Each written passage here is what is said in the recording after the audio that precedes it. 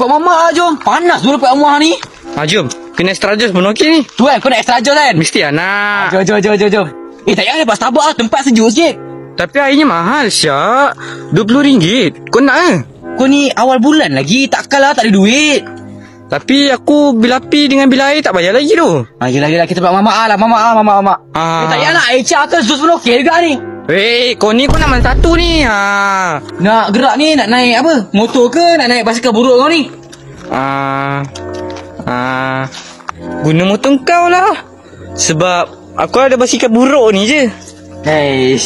Aku bukan tak nak guna motor aku ni. Tapi semalam aku baru je lepas isi minyak. Jadi rasa macam sayang pula. Naik basikal tak apa kalau panas ke apa. Kau kayuh ke apa. Yelah.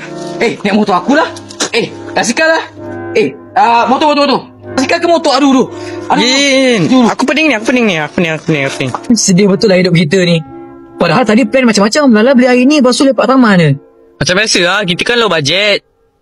Itu yang kita kena tingkatkan taraf hidup kita tu. Tulang kau dah kena baca pandai-pandai.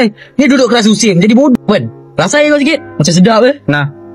Kau rasa air aku pula? Tak payah. Tukar balik. Pula dah. Weh, jom lah pergi ni lah. Futsal lah apa, balik rumah ke tidur ke. Best juga.